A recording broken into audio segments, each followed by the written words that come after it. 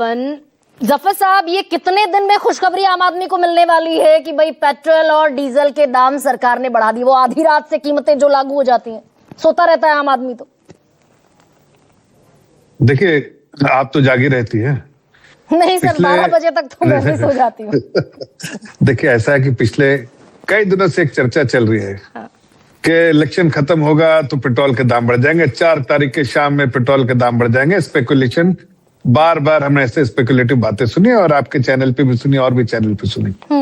अभी पेट्रोल के दाम बढ़े हैं, डीजल के दाम बढ़े हैं कि नहीं? क्या सरकार ने कोई ऐसा वेलफेयर स्कीम को खत्म कर दिया है, कट किया है, या फिर कैपिटल एक्सपेंडिचर जो सरकार ने अनाउंस किया बजट में उसमें कोई कमी कर दी है, या कोई जो ग्रोथ मोमेंटम जो है या ग्रोथ कैपिटल जो सरकार जिसके लिए कमिट की है बजट में उसमें कोई कमी की है, कोई काम रोका है? ऐसा बताइए। ठीक है, देखिए मैं आपको विस्तार से नहीं सर, ये डराता है ना इंडेक्स। आप तो मुझसे बेहतर इकोनॉमी समझते हैं सर, मुझसे बेहतर आंकड़ा समझते हैं। ये 8.5% अगर होलसेल प्राइस इंडेक्स पहुंचा है तो ये तो खामियाजा तो मैं और मेरे जैसे आम लोग ही भुगतेंगे ना। सुनिए, मैं 2-3 बातें कहता हूँ गरिमा जी, और उसको विस्तार से आप चर्चा भी कर लीजिएगा यहाँ पर। देखिए, बात सही, आप जो WPI के बारे में बात करें, इस बार का जो आंकड़ा आया है 0.85, पिछले साल अप्रैल में था, अभी आपका जो है 8 पॉइंट कुछ है, 8.3। वो बात सही है, आपके इनपुट कॉस्ट बढ़ रहा है, जाहिर है उसका इम्पैक्ट जो है इन्फ्लेशन में होगा। हमने पार्लियामेंट से में डिस्कस करके ये किया है कि भाई इन्फ्लेशन का जो टारगेटेड इन्फ्लेशन है उसकी MPC कमेटी भी बनी, आपको इसकी जानकारी है कि +-4 +-2, तो हम उसके रेंज के अंदर हैं बहुत। अभी जो CPI के बारे में बात करें उसके अंदर में है, और सरकार की कोशिश भी यही रहेगी कि उसके अंदर में CPI की तो अभी पवन ने बता दिया। CPI यानी कि कंज्यूमर प्राइस इंडेक्स, यानी कि रिटेल इन्फ्लेशन पर तो आने वाला है ना। ये बम उसी पर फूटने वाला है अगले महीने से। पूरी बात पूरी कर लेता हूँ बात अभी, उसके बाद फिर आप उस पर बीच पे जो भी पूछना है पूछ लीजिएगा। लेकिन मैं ये कह रहा हूँ कि देखिए, कोई सरकार ने कोई ऐसे मेजर्स नहीं लिए हैं जिससे कि आप ये कहिए कि कहीं ना कहीं जो है फिस्कल डिसिप्लिन में कमी या करने के लिए या कोई टारगेटेड इसमें नहीं, कुछ ऐसा करने के लिए कहीं कटौती की है। हाँ, ये जरूर किया है कि उन्होंने एक जो है वॉलंटरी रिक्वेस्ट किया है, मैंडेटरी नहीं, वॉलंटरी, कि आप वॉलंटरीली आप कर सकते हैं, इसको तो करिए। सरकार उसके मिसाल भी दे रहा है कि हम करना चाहते हैं। कोई पैनिक सिचुएशन नहीं है, ना कोई पैनिक वाली बात है, ना किसी तरह का डर है, ना किसी तरह का भय रखना चाहिए। आपके चैनल के माध्यम से ये बताना चाहता हूँ, किसी तरह की चिंता नहीं सर। अगर रुपया अगर 95 रुपए 77 पैसे ऑल टाइम लॉ पर चला गया हो, और रुपया जितना सर एक सेकंड बस, let me finish my question sir, you very much requested. अगर ये रुपया इतना पतला होते 95.77 पैसे पर चला गया हो, जितना रुपया पतला होगा उतना इंपोर्ट ड्यूटी बढ़ेगी, जितना इंपोर्ट ड्यूटी बढ़ेगी उतना अर्थव्यवस्था का दिवाला निकलेगा। देखिए, मैं उसी के बारे में बात कर रहा हूं कि जो इंपोर्ट से रिलेटेड चीजें हैं उसी पर सरकार ने, जो आदरणीय प्रधानमंत्री जी ने कहा है, जैसे फॉर इंस्टेंस आपके गोल्ड के बारे में कहा, आप गोल्ड में जो है लगभग 72 बिलियन का हम इंपोर्ट करते हैं।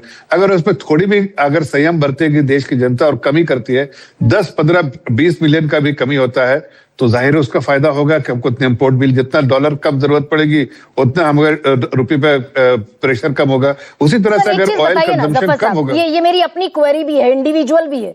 भाई हम कह रहे हैं युद्ध का इम्पैक्ट है, वेस्ट एशिया का इम्पैक्ट है, युद्ध तो हमने शुरू नहीं किया, बिल्कुल वाजिब बात है, युद्ध हमने शुरू नहीं किया, पर ये रुपया तो पिछले सर एक सेकेंड, ये रुपया तो 2 महीने से नहीं, ये रुपया तो पिछले 12 साल से लगातार गिरता जा रहा है। मैं उसी पे आ रहा था गरिमा जी, मैं उसी को करके, ये रुपया जो है इम्पैक्ट, पार्टली इम्पैक्ट है जो अभी जो क्राइसिस हो रहा है हॉर्मुज में, और इतनी बार जो अनसर्टेनिटी है, सीज फायर होता है, सीज फायर खत्म होता है, सीज फायर होता है, सीज फायर खत्म होता है, इसलिए सरकार ने भी बहुत सारे समय में इसको होल्ड करके रखा कि भाई सीज फायर खत्म हो रहा है, टेम्पोररी कोई मिसमैच है तो चलो उसको सरकार, अपनी ऑयल कंपनी जो है बेयर कर रही है, सरकार उसको एक पॉकेट से दूसरे पॉकेट कहीं ना सरकार बेयर कर लेगी। लेकिन मैं एक बात कहना चाहता हूं कि इसका जो इम्पैक्ट है उसमें ज्यादातर जो है जो FIIs जो बेच रहे हैं, स्टॉक्स बेच रहे हैं, देश से पैसा बाहर लेके जा रहे हैं, उसका जो है इकोनॉमी पे आप देखिए, डेली का जो FII सेल्स का फिगर जो आता है वही एक चिंता की बात है। और उसकी वजह देश में कोई अर्थव्यवस्था में कमी नहीं है, कोई देश में कोई ऐसी परेशानी की बात नहीं, लेकिन कई फैंसी मार्केट। एक फाइनल सवाल मुझे आपसे पूछना है सर, एक सेकंड बस अपनी बात करते हुए, लेट मी अलाउ सर, बस खत्म कर रहा हूँ कि मैं जैसे आप देखिए, कुछ मार्केट जो है फैंसी मार्केट है, डिस्पाइट ऑल द क्राइसिस, पूरी दुनिया के स्टॉक्स गिरे हैं, अब कोरिया के स्टॉक मार्केट को उठा के देखिए, वो 20% बढ़ा है। क्यों बढ़ा है भाई? इसलिए कि वो फैंसी, आज के दिन में सारे पैसे वहीं जा रहे हैं, सारे FIS के पैसे जा रहे हैं। लोगों की फैंसी है भाई कि चिप और AI में ज्यादा इन्वेस्टमेंट करना चाहिए, तो आज वहां पैसा जा रहा है। दो चीजें हैं इसमें जफर साहब।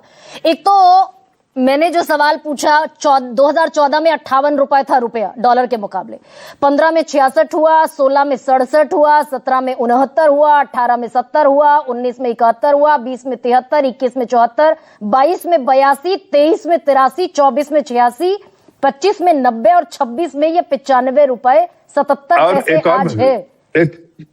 एक और बता, एक उसमें और जोड़ लीजिए। तो युद्ध तो आपने 14, ये तो उसमें जोड़ लीजिए जितना रुपया 1947 में 1 रुपया था डॉलर, $1 के बराबर 1 रुपया था।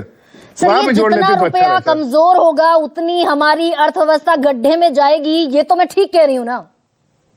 देखिए, ये बात सही है कि जितना इंपोर्ट हम ज्यादा करेंगे, हमें डॉलर उतनी जरूरत पड़ेगी, रुपया उतना वीक होगा।